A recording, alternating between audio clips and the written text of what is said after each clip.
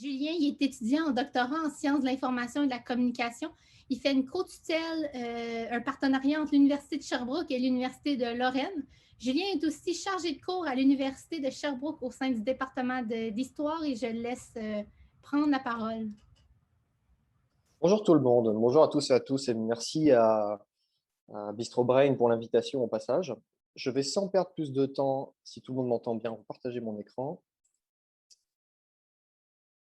Hop, petit partage d'écran, c'est bon, tout le monde voit bien, on peut me confirmer? Ok, super. Bon, eh bien, écoutez, allons-y. Donc, oui, on peut me confirmer les modérateurs? On voit bien? Oui? Oui, oui, c'est bon, on voit tout. Ok, super, parfait.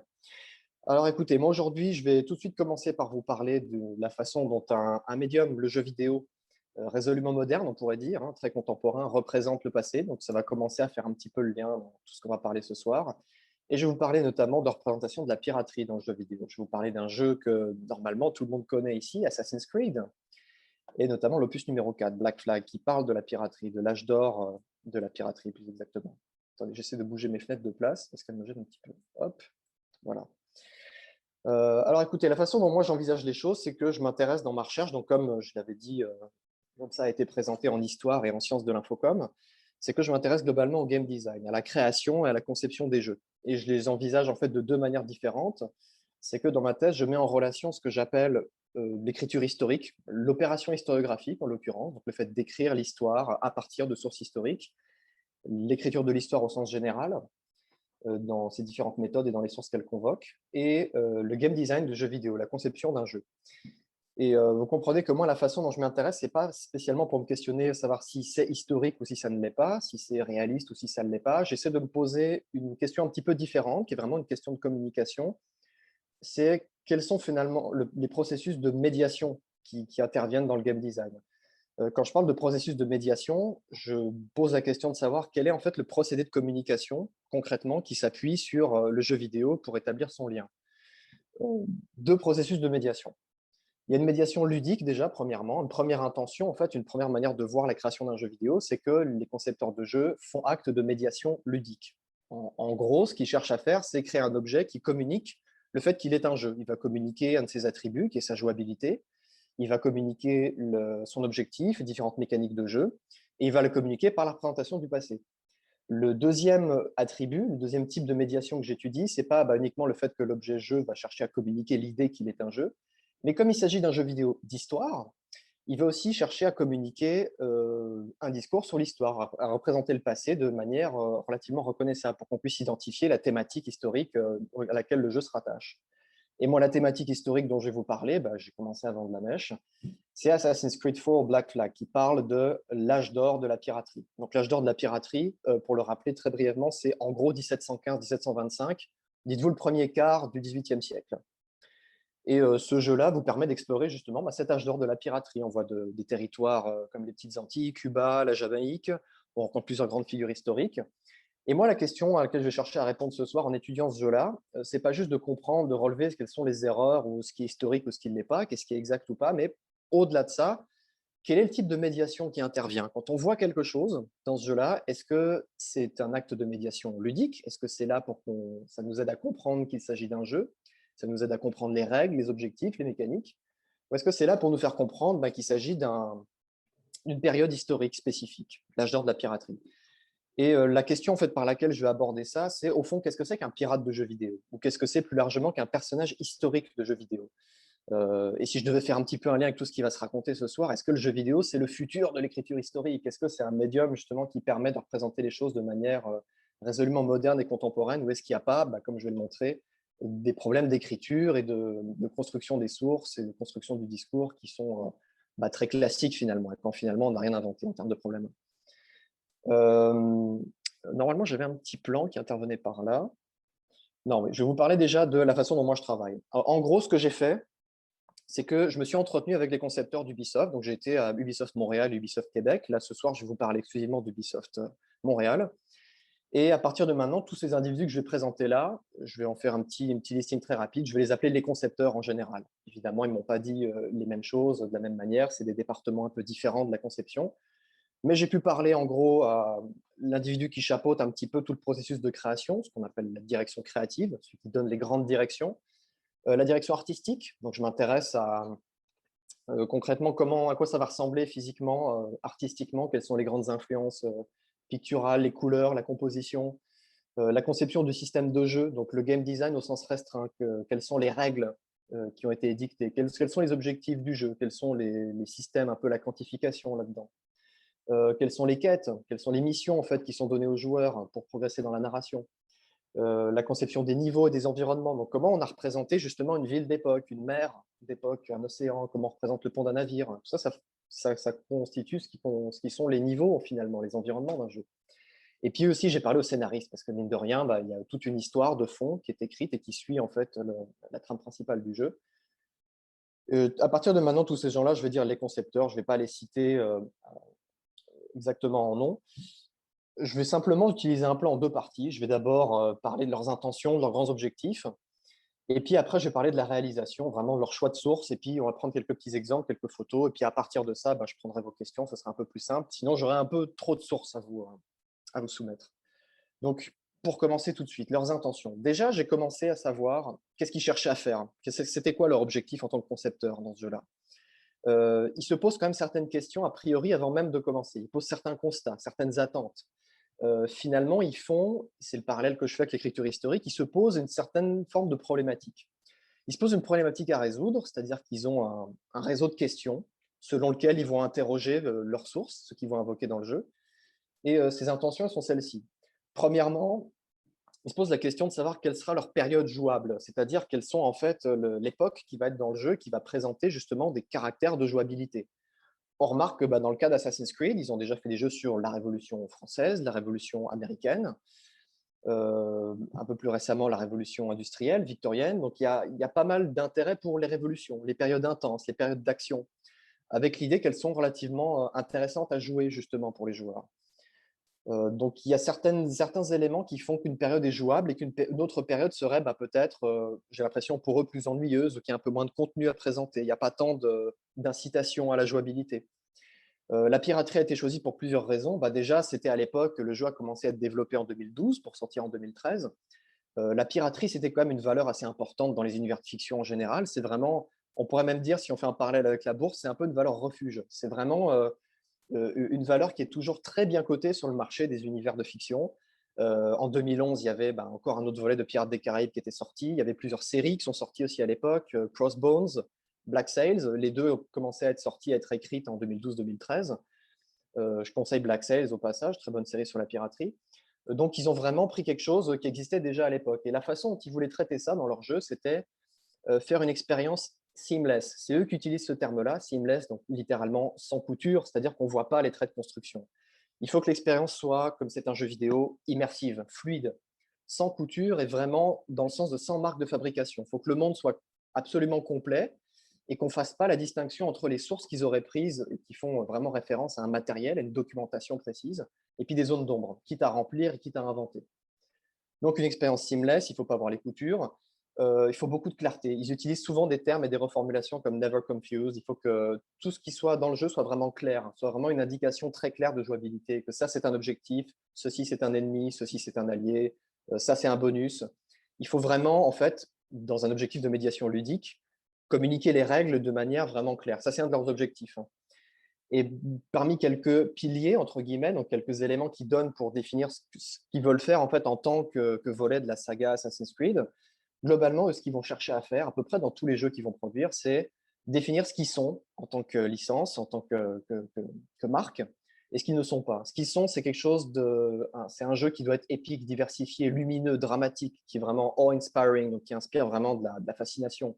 Et ce qu'ils ne sont pas, c'est être trop propre, trop clean, trop monochromatique. Donc on remarque déjà, et c'est un petit peu les deux choses que je vais essayer d'articuler là, un désir d'un côté de réalisme et d'exactitude, quand on voit qu'ils veulent quelque chose de diversifié, de pas clean, de pas monochromatique.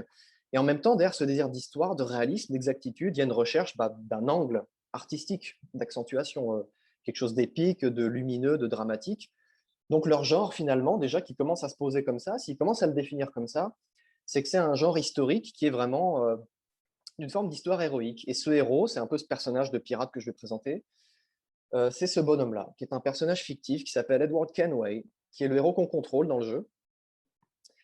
Et ce héros-là, il y a plusieurs choses à en dire. Premièrement, c'est un personnage héroïque. C'est pas seulement le héros du jeu, mais c'est véritablement un héros de l'histoire. Il y a quelques historiens, notamment un philosophe de l'histoire qui s'appelle Sidney Hook, qui dans les années 50 a proposé une définition de lui, ce qu'il appelle un héros historique. Donc c'est désormais un petit peu daté comme façon de voir le processus historique, mais il nous dit que le héros historique, c'est un individu, là je le cite, auquel on peut attribuer une influence décisive dans la détermination d'un événement et dont les conséquences auraient été profondément différentes s'il n'avait pas agi comme il l'a fait. Donc on peut penser à César, Napoléon, les grands guerriers, les grands chefs d'État. Et même s'il ne donne pas une définition en fait, qui s'appliquerait aux jeux vidéo, on remarque que ça s'applique pas mal à un personnage de jeu vidéo. Il faut en effet que ce soit pas seulement un homme du commun, mais qu'il ait des caractéristiques véritablement héroïques. Ce personnage-là, c'est un personnage de fiction héroïque, mais c'est aussi un héros vraiment symbolique. En fait, ce qui est assez intéressant, c'est qu'ils ont cherché à créer un pirate qui, même s'il n'existe pas, est un pirate moyen, au sens où c'est vraiment la moyenne des pirates qui existent. C'est une synthèse un peu de tout ce qu'on connaît historiquement dans la littérature de ce qu'était un pirate à l'époque dans les Caraïbes. Donc c'est un homme, il est blanc, il est britannique, gallois plus précisément, comme l'Edward Kenway. Il a eu une carrière dans la marine marchande avant de commencer sa carrière de piraterie, et il a grosso modo entre 20 et 30 ans. Ils se sont inspirés, c'est un peu le document de présentation que je vous ai mis sur la gauche de l'écran, en fait de pas mal d'éléments de costumation et d'éléments un peu physiques, de coupe de barbe, de cheveux, qui existaient déjà dans les fictions sur la piraterie et puis aussi dans l'histoire. Ils sont inspirés de certains uniformes, de certains types qu'on voyait d'uniformes. Ce qui dénote une volonté de médiation historique. Là, on reconnaît que c'est effectivement les personnages de l'époque. Mais il y a aussi un effort de médiation ludique qui fait que ça doit être clair, tout ça, ça doit être compréhensible. Donc, ils ne veulent pas aller chercher uniquement dans les figures historiques, mais aussi dans les figures de fiction. Et là où c'est assez intéressant, c'est qu'il y a un petit lien à faire aussi avec la culture populaire, c'est que leur inspiration, quand je leur ai posé la question à ces concepteurs, de quoi vous êtes inspiré pour faire le personnage d'Edward Kenway, et ils m'ont dit, on s'est inspiré du personnage de Body Salver, joué par Patrick Swayze dans Point Break. Et là, c'était assez déconcertant, mais en même temps, ça a l'air très logique. Je cite le directeur créatif lorsqu'il me dit « Body dans Point Break, c'est littéralement les pirates modernes. Les mecs font des casses pour aller boire de la bière sur la plage, faire du surf autour d'un feu, donc Point Break, c'est un truc de pirate. » Fin de citation. Et ce qui est assez intéressant, c'est justement dans cette idée de rendre les pirates reconnaissables, leur idée du pirate, d'un pirate de jeu finalement, c'est que ça doit être quelqu'un qui donne envie de jouer, qui doit inciter à la prise en main du jeu. Et ça les pousse à mettre en avant en fait, certains thèmes dans cette histoire qu'ils vont écrire. Des thèmes qui se rattachent à, par exemple, la criminalité récréative. Ils font un petit peu des cases, justement, dans Point Break, c'est un petit peu des criminels, des petites frappes. Des gens motivés par un certain appât du gain, par une forme de belle vie. Le terme qui me citait de temps en temps, c'est un héros happy-go-lucky, donc vraiment chanceux, insouciant. Et en fait, il se rattache déjà à la fois à un imaginaire de la piraterie, puis à une certaine réalité. Effectivement, il y avait cet aspect un peu désinvolte, l'appât du gain dans la piraterie. Donc c'est un petit peu tout ça, ce dont ils se saisissent. Et la façon dont ça se traduit dans le jeu, c'est un petit peu ce que je vais décliner là pour les quelques minutes qui me restent. Ça se traduit en fait cette recherche d'histoire matinée en même temps mêlée de fiction et de recherche de médiation ludique par plusieurs aspects. Déjà, la recherche d'une forme de réalisme, réalisme dans le style. Je vous mets un petit peu des images ici. L'idée que le monde qu'on va voir, il doit être beau, il doit être accueillant, il doit être détaillé, vraiment réaliste. En fait, réaliste dans le sens non pas que c'est exact et que ça correspond à la réalité, mais que ça reproduit la perception humaine. Ça doit être des choses qu'on reconnaît. Assassin's Creed, ils sont extrêmement forts pour reproduire, c'est l'image que je vous ai mis à gauche, des éléments extrêmement détaillés, extrêmement précis. On va voir vraiment jusqu'au moindre matériau, la petite texture. On va mettre plusieurs types d'animaux différents avec lesquels on peut reproduire des contacts humains. On peut les caresser, passer autour, une grande variété dans l'environnement. Et finalement, ça va se traduire de plusieurs manières, tout ça dans le jeu. Cette recherche de médiation ludique, ça va en fait produire une certaine forme de jouabilité qui s'articule autour de 3 thèmes. Assassin's Creed Black Flag, c'est un jeu où on doit d'abord explorer, s'enrichir et se battre. Explorer premièrement. Tout dans le jeu est pensé pour l'exploration. Et en fait, on ne comprend ce qu'on voit quand on joue à ce jeu-là que quand on le prend sous le prisme de l'exploration. Quand on joue, on commence, la partie se passe en 1715. Or, ce que je vous ai mis là sur l'écran, c'est la cathédrale de La Havane, qu'on peut croiser, qu'on peut escalader quand on se balade dans la ville de La Havane. Sauf que problème, cette cathédrale de La Havane, elle commence à être construite en 1748, donc pas du tout dans le jeu. Si on fait une analyse purement en termes d'anachronisme, ouais, c'est un anachronisme, mais ça n'a rien à faire là. Sauf que si on comprend en termes de médiation ludique, c'est-à-dire de communication de la jouabilité, on comprend pourquoi cette cathédrale est là. Assassin's Creed, c'est des jeux qui qui se situent globalement dans des villes. Il faut grimper sur des bâtiments, il faut se fondre dans la foule. Et finalement, même si la présence de ce bâtiment-là n'est pas exacte sur le plan de l'histoire, elle participe au réalisme parce qu'elle est représentée vraiment dans un style très réaliste, et aussi parce qu'elle est utile pour la jouabilité. Et c'est un petit peu quelque chose qui va guider la création de tous les environnements dans le jeu. Il faut penser la façon dont le joueur va se déplacer à l'intérieur de ces environnements. J'ai parlé d'explorer, je vais parler assez rapidement et je vais vraiment passer assez rapidement sur ce graphique pour pas trop l'expliquer. Globalement, ce que tout ça veut dire, donc c'est du pur game design, vraiment, c'est comment va fonctionner le système de jeu. La seule chose qu'il faut en retenir, c'est qu'il est impossible dans ce jeu de s'appauvrir. On gagne toujours plus d'argent qu'on ne peut en dépenser. Ici, vous avez le cycle de collecte de l'argent, money in, les drains, donc ce dans quoi on va dépenser de l'argent de temps en temps, mais sinon, après tout ça, hormis ces dépenses obligatoires, c'est de l'argent qu'on peut dépenser absolument comme on veut, on s'enrichit tout le temps. Et ça, c'est un pur objectif de médiation ludique. C'est-à-dire qu'il faut sans arrêt donner envie aux joueurs de continuer à jouer, le récompenser.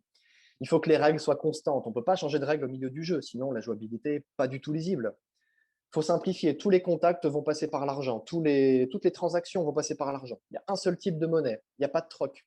Donc tous ces éléments-là, même s'ils ne sont pas exactement historiques, ils aident à la médiation ludique. Et tout ça, ça se rattache à un imaginaire qui est pas faux, mais qui est assez spécifique du pirate, qui est celui vraiment pas de l'individu qui galère et de la misère sociale, mais du gentilhomme de fortune, qui est riche comme un roi et qui est pas mal couronné de succès. Le dernier point, c'est que on est effectivement dans ce genre de jeu toujours poussé à se battre. Pourquoi? Parce que, par exemple, l'espace est aménagé de cette manière-là. Je vous ai montré ici un document qui décrit la façon dont est conçu un bateau.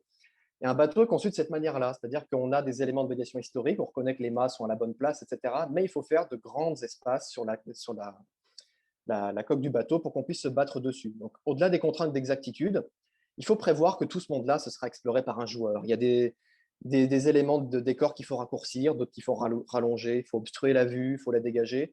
Leur critère, vraiment, c'est un critère de jouabilité. Et finalement, là où je veux m'emmener, c'est qu'on ne peut comprendre ce qu'on voit en termes d'exactitude historique, on peut comprendre ce qu'on voit dans le jeu que si on prend en compte exactement justement la forme médiatique dans laquelle il y a ce contenu historique.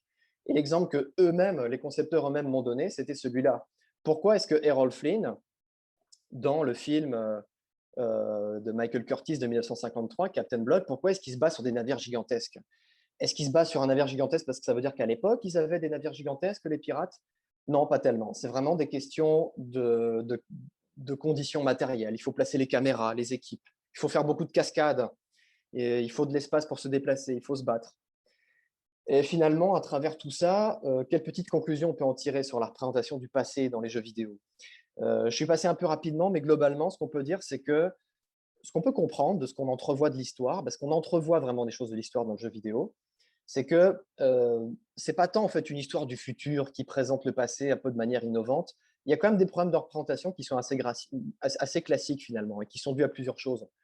Ça reste un produit, il faut rejoindre un public, il faut utiliser des représentations classiques, il y a des questions de temps, d'argent, d'efficacité qui fait qu'on va devoir sabrer certains aspects de la représentation et puis en ajouter d'autres.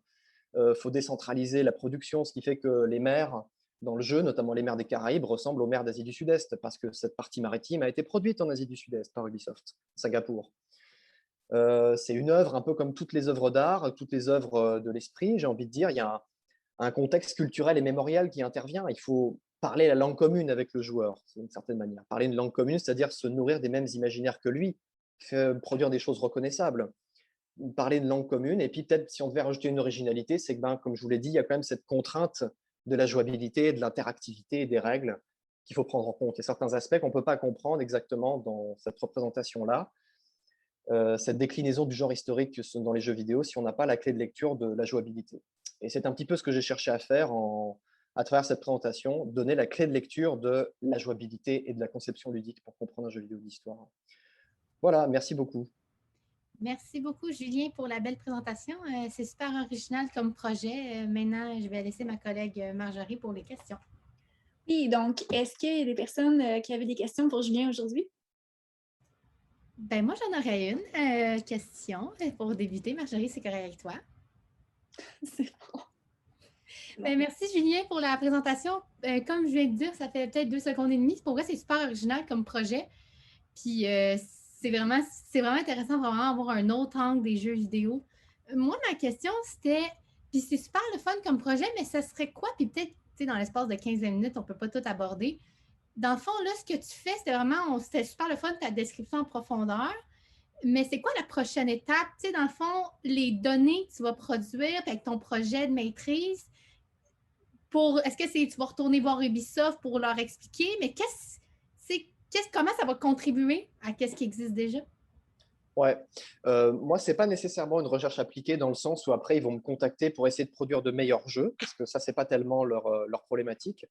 Moi, ce que j'ai cherché à comprendre vraiment en mettant en comparaison les deux, c'est-à-dire ce que font les historiens d'un côté, ce que font les game designers de l'autre, c'est de montrer déjà qu'il n'y a pas forcément des zones d'exclusion en disant bah, c'est historique ou ça ne l'est pas. Si c'est historique, c'est parce que les historiens le font, et puis les game designers font totalement autre chose qui n'est pas de l'histoire, à 0%.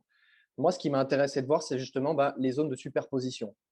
Parce que le jeu, il a malgré tout une espèce de prétention à l'histoire, de prétention historique. En fait, il fait acte de médiation historique. Hein. Il essaie de montrer certains discours sur le passé. Il fait appel à des historiens. Ils prennent la peine de consulter des sources historiques. Je n'ai pas trop parlé exactement de quelles sources ils ont consulté dans le temps qui m'était imparti, mais ils ont consulté quand même quelques bouquins. Ils ont parlé à des historiens. Ils ont fait des recherches de terrain. Ils ont été sur place, prendre des photos, faire des prélèvements. Et moi, ma question, finalement, c'était mais pourquoi est-ce qu'ils se donnent la peine de faire ça? Sur un point de vue vraiment analyse littéraire, en fait, pourquoi ils se donnent la peine de faire autant de recherches documentaires alors que bah, c'est une grosse industrie, ils n'ont peut-être pas le temps, pas les moyens. Pourquoi ils vont dépenser du temps, de l'argent et des moyens pour faire toutes ces recherches-là? Puis qu'est-ce que ça dit concrètement de ce qu'ils ont fait au final, de leur production? Donc c'est un petit peu mieux comprendre justement d'un point de vue historien, d'un point de vue sélection des sources, définition de leurs problématiques de travail, ce qu'ils ont pris comme source ou pas et pour quelles raisons. Donc en termes de compréhension historiographique, comment ils ont produit leur récit sur le passé. L'intérêt, c'est que vraiment, avec une démarche historienne, j'ai été dans un studio de jeux vidéo et j'ai été poser toutes ces questions-là et travailler à partir d'éléments de game design pour justement voir cette zone de superposition. Donc ça a un intérêt après pour qui? Je pense que ça a plus un intérêt pour les historiens, pour les game designers. Bah, peut-être pour les game designers dans la mesure où ils seraient intéressés à faire quelque chose d'historiquement réaliste ou exact ou authentique, selon le terme qu'on utilisera. Mais je pense que ça intéresse surtout les historiens pour savoir comment ils travaillent concrètement et où se trouve la démarcation finalement entre leurs pratiques, celle des game designers. Donc c'est un point de vue sur le genre historique, disons, tel qu'il est utilisé, bah, pas dans les films, et pas dans les romans ni dans les séries, mais dans le jeu vidéo, qui est encore assez peu exploré pour l'instant par les historiens. Merci. Sinon, on a certaines questions dans le question-réponse. Donc, la première question, s'il n'y a pas beaucoup de personnages féminins dans le jeu, est-ce que c'est parce que dans les faits, il y avait peu de femmes dans la piraterie ou c'est plutôt à cause du public visé qui est majoritairement masculin? Un peu les deux, un peu les trois en fait. Déjà, eux, ils ont tenu quand même à mettre un personnage historique. Ils ont mis deux personnages féminins historiques dans ce jeu-là, Anne Bonny et Mary Read. Ils les ont mis pour plusieurs raisons. Bah, pour des raisons d'exactitude, parce que oui, ces deux personnages-là, on a de très bonnes raisons de penser qu'elles ont existé. On a aussi de très bonnes raisons de penser qu'elles sont des femmes. Il y a un petit doute dans l'historiographie des fois, mais globalement, on est quand même pas mal sûr qu'il s'agit de femmes. Est-ce qu'elles étaient sous-représentées dans la piraterie? Ben, assez globalement, oui, le milieu maritime en général, c'est plutôt un milieu très masculin. Après, le truc aussi, c'est qu'on a des sources qui sont assez lacunaires sur la piraterie et qu'on n'a pas de raison de penser que s'il y avait des femmes sur un bateau, ce serait mentionné. En tout cas, mentionné comme ça. Ces deux femmes-là, Anne Bonny et Mary Read, elles sont justement mentionnées dans la littérature parce que ben, c'est assez spectaculaire en fait de les voir là à ce moment-là. Est-ce qu'ils ont voulu après ces concepteurs les mentionner aussi justement pour rester dans les images les plus connues des gens, puis pour parler aux gens et puis faire quelque chose d'un peu plus inclusif? Peut-être aussi. Sans trop spoiler après, parce que c'est des questions un petit peu différentes, il y a des problématiques de genre qui ont été abordées dans la conception de Black Flag. Je ne vais pas spoiler parce que c'est des points de la narration aussi qui sont assez importantes, mais justement, ils jouent sur cette ambiguïté entre le fait que ben, Mary Read, notamment, elle s'habillait en homme pour arriver pour les bateaux, pour pouvoir monter à bord. Donc, il y a un jeu aussi un peu sur le genre, déjà à l'époque, où elle se comportait entre guillemets comme un homme, qu'elle voulait se faire voir comme un homme. Il y a pas mal de ces interrogations-là qui ont été envisagées par les concepteurs, et c'est un truc dont ils voulaient parler, je pense. Vraiment. Merci beaucoup. J'ai une question là dans la discussion. Est-ce que je la lis? Est-ce que En fait, vous il y a l'avez quelqu'un fait? d'autre qui a écrit une question avant et ça va être la dernière question pour le moment. Donc, les autres personnes qui ont des questions, ça va être peut-être plutôt à la fin de la Oui, après, présentation. ouais. Donc, la question qu'on a posée, quelle valeur historique peut être associée aux jeux vidéo du style Assassin's Creed dans une utilisation complémentaire de l'enseignement de l'histoire? Est-ce que le jeu a une valeur historique dans son aspect visuel, par exemple, pour intéresser le public plus jeune à l'histoire? Alors, valeur historique, ça, c'est une question très, très large. Et pour ne pas prendre plus de temps, je vais répondre en 2 minutes. En fait, ça dépend de ce qu'on appelle valeur historique. Dans ce que j'ai montré là, si la valeur historique, c'est vraiment le réalisme visuel, oui, ça peut avoir une très bonne valeur historique. On peut voir à quoi ressemblait une ville, à quoi ressemblait un port de l'époque, comment étaient foutus les bâtiments les uns par rapport aux autres, quelles sont les textures vraiment qui étaient utilisées, qu'on voyait à l'époque, à quoi ressemblaient les armes, etc. Donc, cette valeur historique-là, elle est relativement bien présente, j'ai envie de dire, parce que documenter, produire quelque chose avec un haut niveau de fidélité visuelle, c'est assez facile à faire et ils le font. Après, en termes de narration, ils s'éloignent très rapidement de la réalité historique, justement pour des besoins ludiques, quoi. Un abordage, historiquement, ça prenait plusieurs heures, on ne peut pas se permettre de faire ça dans un jeu. Là, dans le jeu, on ne peut attaquer que des troupes, que des militaires. Historiquement, les pirates attaquaient peu, voire pas du tout les militaires, ils attaquaient des navires civils, des navires marchands. Mais donc après, à mon avis, il y a un intérêt historique dans la mesure où on va présenter ça comme un objet dans lequel il y a du vrai et du faux, et c'est ce qu'on va analyser pour avoir un intérêt historique. Son intérêt historique vient dans le fait qu'il y a des aspects justement qu'il faut reconnaître, qui sont exacts et d'autres pas. Mais l'intérêt, en fait, c'est de le déconstruire et puis de comprendre comment il est bâti. Un petit peu ce que je cherchais à faire ici. Merci beaucoup. Et l'autre question plus tard ou à la fin. Parfait. Donc, c'était toute Merci. la période de questions.